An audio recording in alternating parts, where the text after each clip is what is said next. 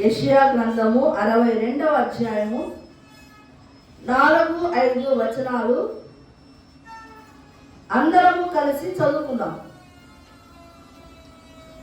విడవబడిన దానివని ఇక మీదట నీ వనపడవు, పాడైనదని ఇకను నీ దేశమును గూర్చి చెప్పబడదు. హెప్సిబా అని నీకును, బ్యూలా అని నీ భూమికి పేరు పెట్టబడను. యెహోవా నిన్ను గూర్చి ఆనందించుచున్నాడు. నీ దేశము వివాహితమగును. యవనుడు కన్యకను వరించి పెళ్లి చేసుకున్నట్లు నీ కుమారులు నిన్ను వరించి పెళ్లి చేసుకున్నదురు. పెళ్లి కుమారుడు పెళ్లి కూతురిని చూసి సంతోషించినట్లు నీ దేవుడు నిన్ను గురించి సంతోషించును. వాక్య భాగం నిమిత్తము ప్రార్థన చేసుకున్నాం. స్తోత్రం నాయనా, పరిశుద్ధుడా, మహోన్నతుడా, మహిమగల రాజా, నీకు వందనాలు. స్త్రీల కూడికలో నీవు ఇచ్చినటువంటి వాక్య భాగమును బట్టి వందనాలు. ఈ వాక్యమును నాయనా మేమందరము నాయనా నీ వినికిడిలో జాగ్రత్తగా భయభక్తులు కలిగి వినుటకు నీ కృపను దయచేయి. నన్ను కూడా నీ నోటి బూరగా వాడుకోము తండ్రి. నీ మాటలు నాకు దయచేయి. నీ జీవము, నీ అభిషేకం, నీ శక్తి, బలము సమృద్ధిగా దయచేయమని ఈ మాటలు నాకును ఇక్కడ చేరిన బిడ్డలకు వింటున్న వారందరికీ కూడా నేను అవి పనిచేయనట్లుగా ఆశీర్వాద కారణముగా మార్చమని యేసు నామములో అడుగుతున్నాను తండ్రి, ఆమేన్. యెషయా గ్రంథము 62వ అధ్యాయము మనము 5వ వచనాన్ని పరిశీలన చేసినప్పుడు, యవనుడు కన్యకను వరించి పెళ్లి చేసుకున్నట్లు నీ కుమారులు నిన్ను వరించి పెళ్లి చేసుకునేదరు. పెళ్లి కుమారుడు పెళ్లి కూతుర్ని చూసి సంతోషించినట్లు నీ దేవుడు నిన్ను కూర్చి సంతోషించును. ఇక్కడ చదవబడినటువంటి లేఖన భాగంలో అంతర్గతంగా పైకి కనబడకపోయినా అంతర్గతంగా ఏమి కనపడుతుంది? పెళ్లి కుమారుడు పెళ్లి కూతుర్ని చూసి సంతోషించును. ఎప్పుడు సంతోషిస్తాడు? తన భర్త భార్యను చూసి ఎప్పుడు సంతోషిస్తాడు? ఎప్పుడైతే పతివ్రత ధర్మాన్ని కలిగి ఉంటారో వాళ్ళని చూసి భర్త భార్యను చూసి సంతోషిస్తారు. ఇక్కడ ఇన్నర్గా పైన బ్యూలా అంటే కింద మన ఫుట్ నోట్ లో పతివ్రత అని వ్రాయబడింది. అయితే 5వ వచనంలో మనకు ఇన్నర్గా కనపడుతుంది. అయితే 2వ లైన్ చూసినప్పుడు యవనుడు కన్యకను వరించి పెళ్లి చేసుకున్నట్లు నీ కుమారులు నిన్ను వరించి పెళ్లి చేసుకునేది ఉంది. అది వినడానికి ఎలా ఉంది? నీ కుమారులు నిన్ను వరించి పెళ్లి చేసుకునేది అంటే అక్కడ ఇన్నర్ మీనింగ్ ఏంటంటే నీ ప్రజలు, సియోను ప్రజలు నిన్ను చూసి పెళ్లి చేసుకుందురని. అక్కడ ఆ తల్లి కుమారుని పెళ్లి చేసుకున్నట్టు కాదు. అక్కడ ఏంటి? యవనుడు కన్యకను వరించి పెళ్లి చేసుకున్నట్లు నీ కుమారులు అంటే సియోను దేశ ప్రజలు నిన్ను వరించి పెళ్లి చేసుకునేదరు. పెళ్లి కుమారుడు పెళ్లి కూతురు చూసి సంతోషించును అంటే ఎప్పుడు సంతోషిస్తారు అంటే ఒక పతివ్రత ధర్మమును భార్య కలిగి ఉన్నప్పుడు సంతోషిస్తాడు భర్త. నా భార్య చాలా పతివ్రత, నా భార్య నమ్మకస్తురాలు, నా ఎదుట అన్ని ఎప్పుడైతే మనకు అనిపిస్తుందో అప్పుడు భర్త సంతోషిస్తాడు. కానీ పతివ్రత ధర్మము, పతివ్రత అంటే ఏంటి? అసలు పతివ్రత అంటుంటారు. పతివ్రత అంటే ఏంటి? దేవుణ్ణి అధికంగా ప్రేమించాలి. లేకపోతే మనం ఈ లోక పరంగా వస్తు చూసుకున్నాం. పతివ్రత అంటే ఆమె అంటారు అంటే పరిశుద్ధంగా ఉన్నటువంటి స్త్రీ జీవితాన్ని చూసినప్పుడు పతివ్రత అంటారు. తన భర్తను ప్రేమిస్తూ ఉందనుకోండి, ఆమెనేమంటారు? పతివ్రత అంటారు. తర్వాత ఆమె తన కుటుంబాన్ని అంతా కాపాడుకుంటూ తన కుటుంబంలో ఒక గౌరవప్రదమైన స్థానంలో ఉన్నప్పుడు ఆమెను పతివ్రత అని అంటారు. అంటే పతివ్రత అంటే కేవలం భర్తకు నమ్మకంగా ఉండడమే కాదు. ఏంటి? కుటుంబంలో తన స్థానము, గౌరవప్రదమైన స్థానాన్ని కలిగి ఉండడము, పరిశుద్ధమైన జీవితాన్ని కలిగి ఉండడము, భర్త ఎదుట నమ్మకముగా ఉండడము, ఇవన్నీ కూడా కలిపి క్రోడీకరించే ఏమంటారంటే పతివ్రత అని అంటారు. అంటే కేవలం ఏదో భర్త దగ్గర మాత్రమే పరిశుద్ధంగా జీవించేదాన్ని కాదని అన్నిటిని క్రోడీకరించి అన్ని లక్షణాలను చూసుకొని అబ్బాయి ఈమె పతివ్రత అని అంటారు. సరే, బైబిల్ గ్రంథంలో పతివ్రతలు ఎంతో మంది ఉన్నారు. ప్రతి స్త్రీని మనము చూసుకుంటే, వారి లక్షణాలను మనం చూసుకుంటే కనుక వాళ్ళలో పతివ్రత ధర్మాలు కనబడతాయి. ఇక బైబిల్ గ్రంథంలో ఉన్న స్త్రీలందరినీ గురించి చెప్పుకుంటే మళ్ళీ ఇంకా మనం స్త్రీల కుడికలో ఒక్కొక్క స్త్రీని చెప్పుకుంటూ వచ్చాం కదా, అన్ని చెప్పాల్సి వస్తుంది. అవసరం లేదు. మనం ఒక 4-5 ఎగ్జాంపుల్స్గా చెప్పుకుందాం. మనకు తెలిసినటువంటి ఎవరైతే మనకు వెల్లోగా కనపడుతున్నారో శారా ఉంది. శారా తన భర్త అయినటువంటి అబ్రహాము విషయంలో ఏమి చెప్పలేదు. మనము లేచి వేరే దేశానికి వెళ్ళాలి అంటే ఆమె ఒక్క మాట కూడా మాట్లాడలేదు. భర్త మాటకు విధేయత చూపి ఆ యొక్క ప్రదేశం నుంచి, ఆ దేశం నుంచి, ఏ ప్రదేశంలో ఉంటుందో ఆ ప్రదేశం నుంచి వేరే దేశానికి ప్రయాణమైంది. ఆ ప్రయాణంలో కష్టాలు ఎదురైనప్పుడు నీ మాట విని నేను వచ్చాను అని ఎక్కడ కూడా తూలనాడలేదు, భర్తను విడిచిపెట్టలేదు. కష్టాలలో కూడా శారా వెంబడించింది. అంతేకాదు, అననుకూల పరిస్థితులలో రాజుల దగ్గర ఉండవలసిన పరిస్థితి వచ్చినప్పటికీ కూడా ఆమె ఎంతో పరిశుద్ధమైన జీవితాన్ని కలిగి ఉంది. ఇంకోటేంటి, వాగ్దానాన్ని నమ్మింది. నాకు కుమారుడు ఇస్తాడు అని దేవుడు చెప్పాడు కాబట్టి ఖచ్చితంగా దేవుడు నాకు కుమారుని ఇస్తాడు. అంటే ఆమె ఆ లక్షణాలను చూసినప్పుడు శారాను ఏమంటాం మనము? పతివ్రత అంటాం.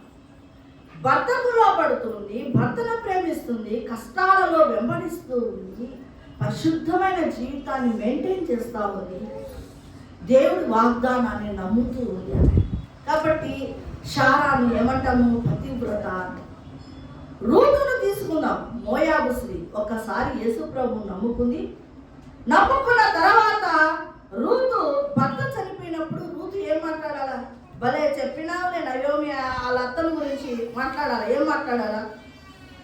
నువ్వు యేసు ప్రభువును నమ్ముకున్నావు, నీకు భర్త పాయ, కొడుకులు ఇద్దరు చనిపోయి నువ్వు అంత పేదరికంలోకి వస్తుంది అనాల్సింది గురించి రూతు ఆ మాటలు అంటం లేదు.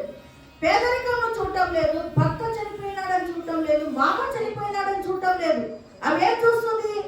ఈ దేవుడు నిజమైన దేవుడు అది నమ్మింది. ఈ దేవుడే నిజమైన దేవుడు అని నమ్మింది. ఆ నమ్మినప్పుడు మిగతాది వ్యతిరేకమైన పరిస్థితులు చుట్టూ ఉన్నా కూడా ఆమె ఏమంటుంది? తన అత్తతో అంటున్నటువంటి మాటలు మనకు తెలుసు. నీవు నా వెంట రావద్దనియు, నన్ను విడిచిపెట్టవద్దనియు, నువ్వు బ్రతిమాలు కొనవద్దు, నన్ను నువ్వు వెళ్ళు చెట్టుకే నేను వస్తాను, నువ్వు నివసించు చోటనే నేను నివసిస్తాను, నీ జనమే నా జనము, నీ దేవుడే నా దేవుడు, నీవు మృతి పొందు చోటునే నేను నువ్వు మృతి పొందును, అంతవరకు మనల్ని ఏది మరణం తప్ప ఏది కూడా మనల్ని విడదీయడానికి వీలు లేదు అని ప్రమాణం చేస్తుంది. అంటే రూతు ఒకప్పుడు మోయాబు స్త్రీ యేసు ప్రభువును నమ్ముకున్న తర్వాత, యేసు ప్రభు గృహంలోకి వచ్చిన తర్వాత ఆమె నమ్మకముగా బోయజును పెళ్లి చేసుకొని తన జీవిత కాలం అంతా కూడా నమ్మకముగా ఉంది. నిజంగా రూతు నిజంగా చాలా ఆ భక్తిని మనము అనుసరించాలండి. నిజంగా ఆ భక్తి చాలా ఇంపార్టెంట్. ఎట్టి పరిస్థితులు వచ్చినా కూడా మనము యేసయ్యలో నిలవబడము నేర్చుకోవాలి. కొంచెం కష్టం వస్తేనే, కొంచెం అప్పులు ఎదురైతేనే, కొంచెం ఏమైనా ప్రాబ్లమ్స్ ఎదురైతేనే యేసయ్యను వదిలిపెట్టే స్థితి, సనుగు గొనుగులు ఉండే స్థితి ఉండకూడదు. మరణాలే వచ్చినప్పటికీ కూడా రూతు ఎక్కడ కూడా మాట్లాడలేదు. ఎంత శ్రేష్టమైన భక్తి రూతు. అందుకే కదా అసలు యేసుక్రీస్తు వంశావళిలో చేరింది. బోయజు లాంటి ధనవంతుడైనటువంటి భర్తను సంపాదించుకుంది. ధనవంతుడని ఎంటబడిందా? లేదు. నా జీవన వృత్తికి ఏదో ఒక పరిగా, ఏదో ఎవరన్నా వదిలిపెడితే ఆ పరిగా చాలనుకుంది. కానీ దేవుడు ఆమె మీద తలంచిన తలంపులు బహు విస్తారముగా ఉన్నాయి. అసలు ఆమె అనుకుంది పరిగా. ఆమె ఎన్నో ఎన్నో ఎన్నో అసలు పంట పొలాలకి ఒక ఆస్తి కర్తను చేశాడు. ధనవంతుడైన భర్తను బోయజును దేవుడు ఇచ్చాడు. ఎందుకు ఇచ్చాడు అంటే అర్థమేమి? ఆమె నమ్మకముగా యేసయ్యను సేవించింది. నేను మరణము వరకు నమ్మకముగా ఉంటానని వాగ్దానము చేసింది. అసలు ఎలా ఉంటుంది? అసలు నేను మరణం తప్ప నిన్ను నాకు ఏది కూడా విడదీయకూడదత్తా. నయోమి అత్త, నేను మరణం తప్ప నిన్ను నన్ను ఏది కూడా విడదీయకూడదు. అలాంటి స్త్రీని అంటారు పతివ్రత. మరియమ్మ ఉంది. మరియమ్మ యేసేపు కూడక ముందు పరిశుద్ధాత్మ వలన గర్భవతి అయింది. ఎక్కడ కూడా పాపము చేయలేదు. నిందను భరించటానికి, దేవుని చిత్తాన్ని తను భరించటానికి సంసిద్ధురాలైంది. యేసయ్య కోసము ఆమె తన జీవితాన్ని త్యాగము చేసినటువంటి పతివ్రత ఆమె. అబీగయిలు అసలు మనకు కానీ కొంచెం చదువు సంధ్యలు వచ్చినాయనుకోండి, భర్త మొరటివాడు అనుకోండి, మనం మాట్లాడే మాటలే వేరు ఉంటాయి. ఇక అసలు అతనికి ఇచ్చే మర్యాద ఏమైనా ఉంటుందా? నీకేం తెలుపో, మొరటాడు నువ్వు, ఇంకెన్ని మాటలు, నీకు ఏం తెలియదు, లోకం తెలియదు, నువ్వేదో మోటువాడు అని అనింది. కానీ అబీగయిలు ఏమంటుందో తెలుసా? అబీగయిలు అతడు దుష్టుడు, దుర్మార్గుడు, పనికి మాలిన వాడని తెలిసి వినయముగా ఉంది, సుబుద్ధి కలిగిన స్త్రీగా ఉంది, జ్ఞానవంతురాలుగా ఉంది, తన భర్త దగ్గర లోబడి ఉంది. భర్త కోసము, తన భర్త ప్రాణాలను కాపాడుకున్నటకు దావీదు ఎక్కడ వచ్చి చంపేస్తాడు అని చెప్పి ఆమె రకరకాల పిండి వంటలని, ఏంటి అసలు 200 రొట్టెలు అప్పటికప్పుడు చేయించింది. ఎట్లా 5 పొట్టేలు మాంసం అంట, 5 పొట్టేలు మాంసం తీసుకొని పోతుంది. 100 ద్రాక్ష గిన్నెలు తీసుకుని వెళ్తుంది. 5 ద్రాక్ష రసపు తిత్తులను తీసుకొని వెళ్తుంది. ఎన్ని రకాల ఫుడ్ ఐటమ్స్ అని తీసుకొని ఆయన దావీదు మహారాజును శాంతి పరచాలని ఆమె బయలుదేరుతుంది. తన భర్త ప్రాణాలను కాపాడుకోవాలని ఆమె తాపత్రయపడి, తాగి మత్తుడై భర్త ఏమేమో మాట్లాడాడని ఆమె అసలు ఆ పోనీలే, ఈ మోటువాడు, ఈ పోనీలే, ఈ పనికి మాలినవాడు అనుకోలేదు. ఆమె ఏమనుకుంటుంది? తన భర్త నిజమే మోటువాడే, జ్ఞానం లేనివాడే అయినా నా భర్తను నేను కాపాడుకోవాలనుకుంది. అయితే అక్కడ ఏం జరిగిందంటే, మత్తు దిగిపోయిన తర్వాత దావీదు ఇట్లా వచ్చి నిన్ను చంపబోయాడని మాట చెప్పగానే అతని గుండె బిగుసుకుపోయాడు, చనిపోయిన తర్వాత దావీదుకు ఆ విషయం తెలిసి అబీగయిలును మళ్ళా ఆమెను విధవరాలుగా ఉంచడం ఇష్టం లేక ఆమెను పెళ్లి చేసుకున్నాడు. ఎప్పుడైతే భర్త చనిపోతాడో ఆమె స్వతంత్రురాలు, పెళ్లి చేసుకోవడానికి యోగ్యురాలు. అలాగా బైబిల్ గ్రంథంలో స్త్రీలను మనం ఒక్కొక్కరిని చెప్పుకుంటూ వెళ్తే ప్రతి స్త్రీ తన భర్త విషయంలో నమ్మకంగా ఉంటున్నారు. ఇంకోటి ఏంటంటే, భర్త విషయంలో నమ్మకముగా ఉండడమే కాదు, ఈరోజు నేర్చుకోవాల్సింది 3 విషయాలను మనం నేర్చుకోవాలి. ఈ లోకపరంగా భార్యాభర్తలుగా ఉన్నప్పుడు భార్యాభర్తలు ఒకరికొకరు నమ్మకత్వం ఉండాలి. అంతేకాదు, ఇంకోటి ఈరోజు చెప్పబోయేది ఏంటంటే, సేవకుడికి విశ్వాసికి మధ్య నమ్మకత్వం ఉండాలి. ఇది ఉండటం లేదు సంఘాలలో. కాబట్టి సంఘాలలో రాజకీయాలు స్టార్ట్ అయ్యాయి. భార్యాభర్తల మధ్య ఎలాగూ నువ్వు ఓర్చుకొని సంసారం చేస్తున్నావో, సేవకుడికి విశ్వాసికి మధ్య అలాంటి ఓర్పు సహనము ఉండాలి. ఎలాగూ నీవు భార్యాభర్తల మధ్య విధేయత, లోబడి ఉండే మనసు కలిగి ఉన్నావో, ఆ రీతిగానే సేవకుడుకు విశ్వాసి లోబడి ఉండాలి. ఇది 2వ అంశం. ఎందుకంటే చూడండి, ఎలాగంటే పరిచర్య చేయడంలో కానీ చాలా విషయాలను ఎఫెసీయులకు రాసిన పత్రికలో ఎలా చూసుకోవాలంట, సేవకుని ప్రభువులకు చేసినట్లు చేయాలంట. 6వ అధ్యాయంలో చూడండి, ఎఫెసీయులకు రాసిన పత్రిక ఎలా చేయాలంట. ఎఫెసీయులకు రాసిన పత్రిక 7 మనుషులకు చేసినట్టు కాక ప్రభువులకు చేసినట్టే ఇష్టపూర్వకముగా చెయ్యాలి. ఇష్టపూర్వకంగా ఎలా చేయాలా? సేవకుడికి, యజమానుడికి, నీ పై అధికారికి నువ్వు చేసే పనులు ఎలా చేయాలా? ఇష్టపూర్వకముగా చేయాలి, ప్రభువుకు చేసినట్లు. యేసు ప్రభువుకు మనం ఎంత ఇష్టంగా చేస్తాం? అమ్మో, యేసయ్య కోసం మనం చేసేటటువంటి సేవ ఇష్టంగా చేస్తాం. ప్రభువుకు చేసినట్లు చేయాలి అట. కొలస్సీలకు రాసిన పత్రికలో కూడా అలాగే ఉంది. కొలస్సీలకు రాసిన పత్రికలో ఇక్కడ 2:22లో చూడండి. తండ్రికి కుమారుడు ఎలాగో మధ్యలో ఉంది, 22 మధ్యలో, తండ్రికి కుమారుడు ఎలాగో సేవ చేయునో అలాగే అతడు నాతో కూడా సువార్త వ్యాపకము నిమిత్తము సేవ చేశాను. ఎవరతను? తిమోతి అట. తండ్రి తన కుమారుడికి ఏ విధంగా సేవ చేశాడో ఫిలిప్పీలకు రాసిన పత్రిక 2వ అధ్యాయము 22వ వచనం. నేను కొలస్సీలు అన్నానా? అందుకు ఆడెత్తుకున్నారు. సరే, తండ్రికి కుమారుడు ఎలాగో సేవ చేసానో అలాగే అతడు నాతో కూడా సువార్త వ్యాపకము నిమిత్తము సేవ చేశాను.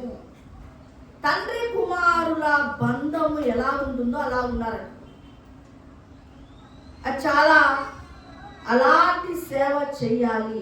మీకు అందరికీ తెలుసు, ఏలియా దగ్గర ఎలీషా అలాగే సేవ చేశాడు, పరిచారకుడుగా ఉన్నాడు. మోషే దగ్గర యెహోషువ పరిచారకుడుగా ఉన్నాడు. పరిచారణ చేయడంలో కూడా ఎలా చేయాలంటే నమ్మకమైన పరిచారకుడు. ఎవరు? యెహోషువ.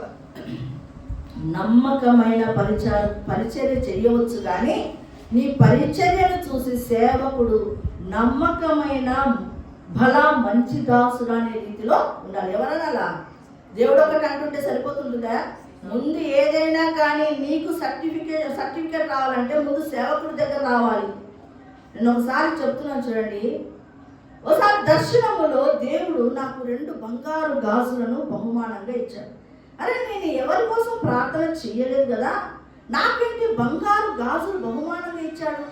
ఏదైనా ఉపవాస ప్రార్థన చేసి ఉంటేనో లేకుంటే ఏదైనా సువార్తకు వెళ్ళి ఉంటేనో బహుమానంగా ఇస్తాడు. నేను ఏది రీతిగా కూడా ఆ టైంలో నేను ఎటువంటి పరిచయం చేయలేదు. ఆ తర్వాత 2 రోజుల తర్వాత చిట్టి ఫోన్ చేసింది. చిట్టి వాళ్ళ ఇంటికి రంజిత్ అన్న వచ్చాడు. వచ్చి మాటల సందర్భంలో నా విషయం వచ్చిందట. వస్తే అన్న అన్నాడట ఒక మాట, ఆ బిడ్డ కాళ్ళు కడిగి నెత్తి మీద పోసుకోవచ్చు. ఆ దైవజనుడు అనేటువంటి మాట యాజ్ ఇట్ ఈజ్.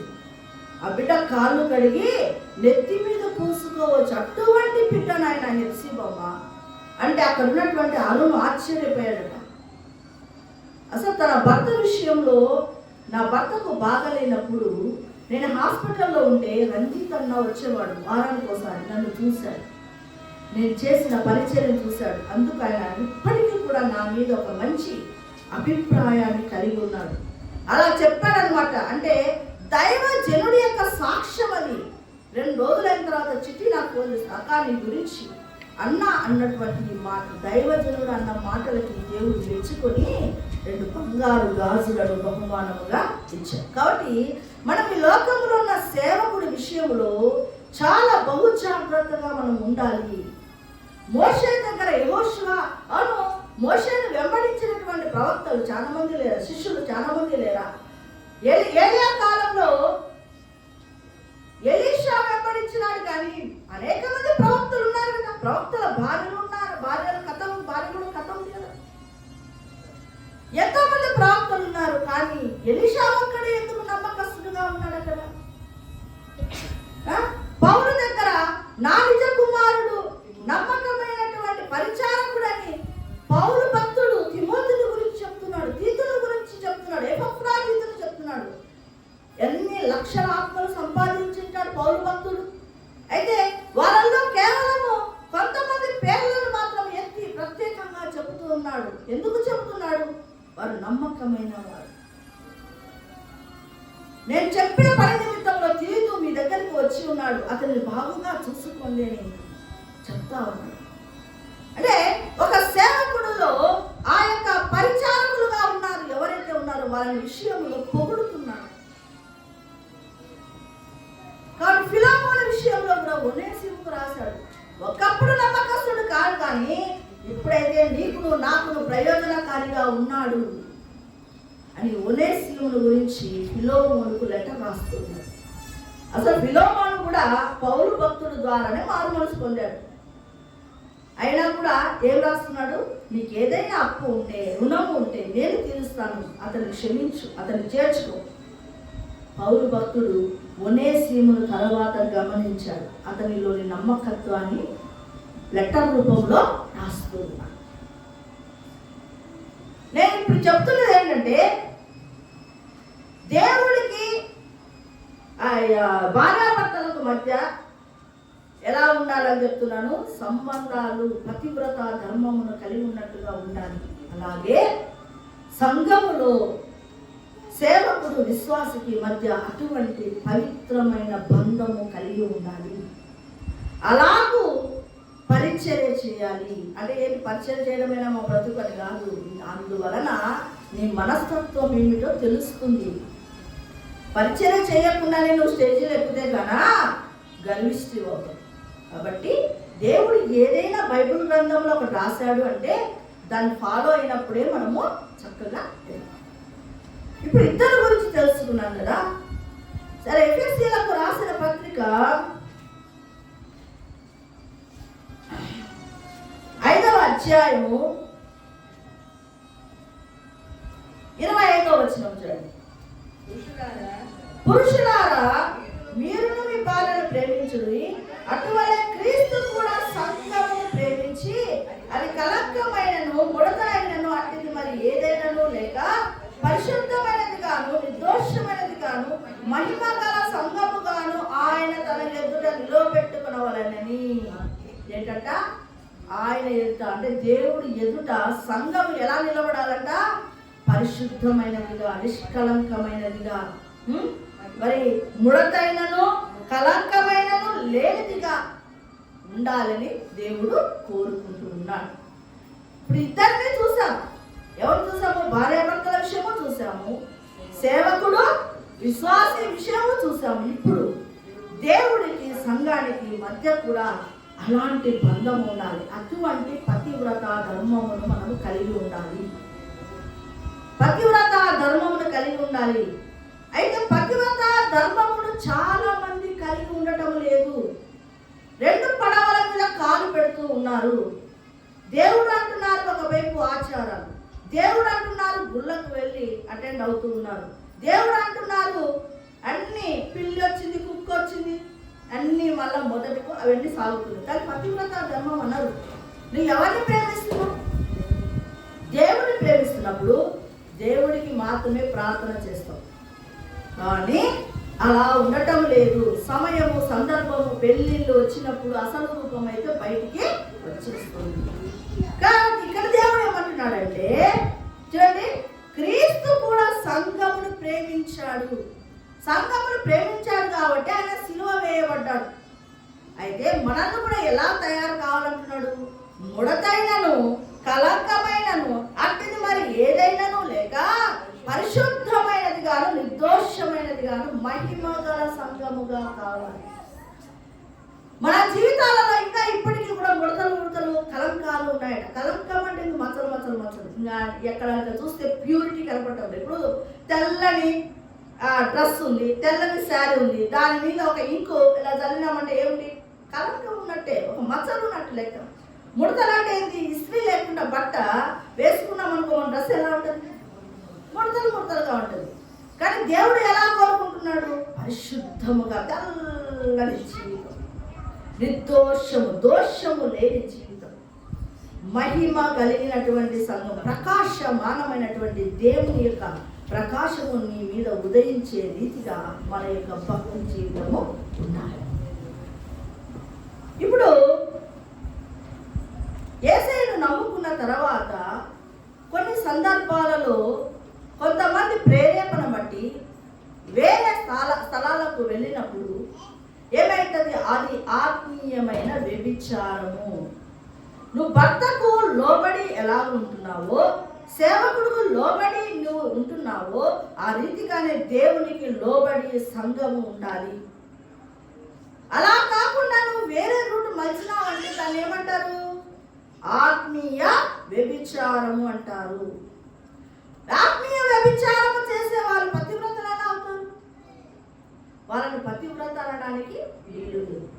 నీవు సంఘం దేవుని ఎదుట నమ్మకస్తురాలుగా ఉండాలి. శారా విషయం చెప్పుకున్నాం, రూతు విషయం చెప్పుకున్నాం కదా.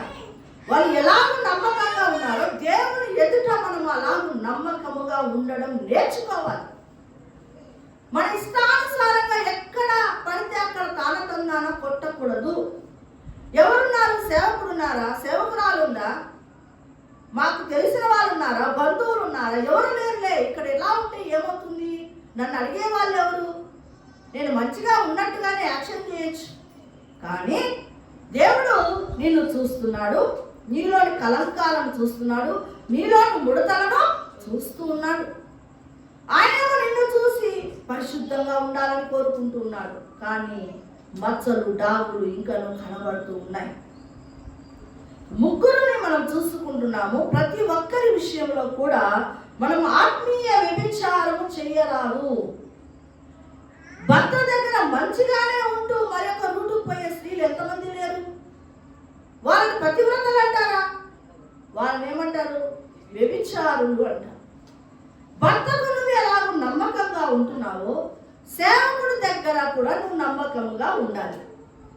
సేవకుడిని విరోధముగా నీవు వేరే రూట్లలో పోయినప్పుడు కూడా నీవు పతివ్రతవు కాదు. దేవునికి విరోధంగా సంఘములో ఉన్నటువంటి విశ్వాసులందరూ అలాగూ ఉండాలని కోరుకుంటారు. ఎలాగూ పతివ్రత ధర్మమును కలిగి ఉండాలి. మరి బైబిల్ గ్రంథంలో ఒక స్త్రీ ఉంది, యెజబేలు ఉంది. ఆమె కూడా ఒక స్త్రీ. ఆమె పతివ్రత ధర్మమును కలిగి ఉందా? తన భర్తను పాపములోనికి నడిపిస్తుంది. కూర్చోమంటే కూర్చోవాలి, ఆహాబు లేస్తే లేయమంటే లేయాలి. నాశన దిశగా నడిపిస్తుంది. ఆహాబు దేవుని బిడ్డనే ఎలా నడిపిస్తుంది? దుర్మార్గముగా నడిపిస్తుంది. తన కార్యాల కొరకు నాబోతునే చంపించేటటువంటి స్థితిగతులలో ఉంది. అంటే నాశన దిశలోకి నడిపించే స్త్రీ ఆమె చిల్లకితనం ఉంది. రంగులు పూసుకుంటుంది. ఆమె రంగులు పూసుకొని ఉండి ఎదురు చూసేటటువంటి యెహోవా కోసం ఎదురు చూసినటువంటి స్త్రీ ఆమెను పతివ్రత అంటామా మనము? అన్నము. ఎందుకంటే ఆమె భార్యాభర్తల విషయంలో సరిగా లేదు. యేసుని నమ్ముకున్నటువంటి స్త్రీ కాదు. ఆమె బయట దేవతలను, అష్టారోతు దేవతలను పూజించినటువంటి స్త్రీ. అంటే అలా ఆత్మీయమైన వ్యభిచారము ఉంది. దేవుడి ఎదుట ఆమె నమ్మకస్తురాలుగా లేదు. ఇలాంటి స్త్రీలు ఉన్నారు. అంటే రెండు వేషాలు వేసేవాళ్ళు ఉన్నారు. అంటే మనము ఉన్న కాడికి భక్తిని చక్కగా కట్టాలి. నువ్వే ఆలోచన చేసుకో. నీ పుట్టింటికి పోయినప్పుడు ఎటువంటి కథలు చేస్తున్నావు? 3 రోజుల్లోనే ఇది చేయాలట, 10 రోజుల్లోనే ఇవి తీయాలట. ఏంటంటే అన్నీ అసలు ఏం తెలియదు. మనం ఏది చెప్తామో నాకు అలాంటి ఆచారాల సంగతి నాకు ఏమీ తెలియదు. నిల్లు అనొచ్చు, నన్ను అడగొద్దండి. నేను ఒకటే మాట. ఎందుకంటే ఏదో కూర్చున్నా ప్రార్థన చేస్తాను, ముందు పద అంట. లేచినా ప్రార్థన చేస్తాము, పనిలో ముందుకు సాగుతాం. అంతవరకు తెలుసు. కానీ ఇది 10 రోజుల్లోనే చేయాలంట. ఏదో అన్ని అలాంటి విషయాలు ఎదురవుతూ ఉంటాయి మనకి. మొన్న మా బావ రిటైర్డ్ అయ్యాడు. బాగానే ఉంది. మమ్మల్ని మా ఇద్దరితో ప్రార్థన చేయించుకున్నారు. ఇక్కడ వాకిటి దగ్గర ప్రార్థన చేయించుకున్నారు, బాగానే ఉంది. అంతలోకి ఒక ఆడ ఎర్రనీళ్ళు తీసుకొని వచ్చింది. నేను ఆశ్చర్యంగా చూస్తున్నా. సొంత మా అక్క, మా పెద్దక్క రిటైర్డ్ అయినాడు. ఏం చేస్తుంది? ఎర్రనీళ్ళు కూడా తీసుకుంది. అంటే ఇక్కడ ఏం కనపడుతుంది మనకు? ఏమన్నా దేవుడికి స్థానం ఉందా?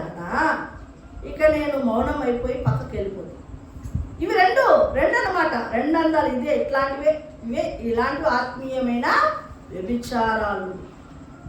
అంటే దేవుడికి ఒక పక్క స్థానము, మరి ఇంకొక పక్కన వేరే చూపు, వేరే ఆచారాలు. దేవుడికి దయ్యానికి రెండింటికి స్థానం. రూతు అలా లేదు. మోయాబు వైపు చూడలేనా చూడలే అసలు అసలు అటువైపు మా ఊరు ఇక్కడ ఉందా అని కూడా చూడలేదు. అదండి భక్తి అంటే. అయిపోయింది ఆ పాత జీవితం, దాన్ని సమాధి చేసేయాలి. అంతేకాని మరలా అప్పుడప్పుడు దాన్ని తవ్వుతూ దానిలోంచి పురుగులను బయటకు తెచ్చుకుంటూ చేసుకోకూడదు. దేవుడు ఏమంటున్నాడంటే భార్యాభర్తల మధ్య అటువంటి పతివ్రత ధర్మం ఉండాలి. సేవకుడికి యొక్క విశ్వాసికి మధ్య పతివ్రత ధర్మం ఉండాలంటే ఏంటి? నమ్మకత్వము ఉండాలి. అయితే ఇర్మియా 5వ అధ్యాయము 1వ వచనములో దేవుడు ఏమంటున్నాడంటే యెరూషలేము వీధులలో అటు ఇటు పరిగెత్తుతూ చూసి తెలుసుకుని దాని రాజవీధులలో విచారణ చేయుడి, న్యాయము జరిగించుచు నమ్మకముగా యత్నించుచున్న ఒకడు నాకు కనబడిన నేను దాన్ని క్షమించుతాను. యెరూషలేమంతా వెతకండి, కనీసం ఒక్కడు నమ్మకస్తుడుగా ఉండటానికి ప్రయత్నము చేసినా నేను క్షమిస్తానంటున్నాను. యెరూషలేమును వెతుకుతూ ఒక్కడు కూడా వెళ్ళంటే కదా లెక్క, అవునా? అటు ఇటు పరిగెత్తుతున్నారు, వెతుకుతున్నారు. ఒక్కడైనా నమ్మకస్తుడు, న్యాయముగా ఉండేవాడు, నమ్మకము న్యాయము జరిగించు నమ్మకముగా యత్నించుచున్నా అంటే ఏంటి? యత్నించుచున్నా అంటే ప్రయత్నము చేసేవాడని. కనీసం ప్రయత్నం చేసేవాడు కనబడినా నా దగ్గర తీసుకురండి, నేను యెరూషలేమును క్షమించను. యత్నము కూడా చెయ్యని స్థితిగతులు నిజముగా నేను చూస్తున్న ఈ మధ్యకాలంలో భక్తికి విలువ లేకుండా పోయింది. భక్తి అనే మాటకు విలువ లేదు. అసలు భక్తి అంటే నిష్ఠానుసారంగా నువ్వు కట్టుకునేదే భక్తి అంటున్నావు. దేవుడు మెచ్చేది భక్తి, కానీ నిన్ను నీవే మెచ్చుకుంటున్నావు భక్తి అంటున్నావు. దాన్ని కాదు కాదు కాదు కాదు. దేవుని కొలత ప్రకారముగా మన భక్తి ఉండాలి, మన కొలతలు కాదు. మన కొలతలు కాదు భక్తి అనేది. నేను ఇష్టానుసారంగా నీవెంత ఎట్లా కట్టుకొని నేను భక్తిలో ఉన్నానంటే కాదు. దేవుని కొలతలకు మనం ఈక్వల్ కావాలి. చూడండి, ఈరోజు అంటున్నాడు నీతో నాతో మాట్లాడుతున్నటువంటి విషయం ఏంటంటే భార్యాభర్తలు ఎలాగో నమ్మకంగా న్యాయమైన జీవితాన్ని కలిగి ఉంటారో, మందిరములో సేవకులు విశ్వాసులు ఎలాగో నమ్మకంగా ఉంటారో, దేవుడికి సంఘానికి మధ్య అలాంటి నమ్మకత్వం ముడతైనను కలంకమైనను లేని ఆ యొక్క భక్తి జీవితాన్ని కలిగి ఉండాలని, మహిమగల సంఘంగా ఉండాలని ఎలాగో కోరుకుంటున్నాడు దేవుడు, ఎలా ఉండాలని కోరుకుంటున్నాడు.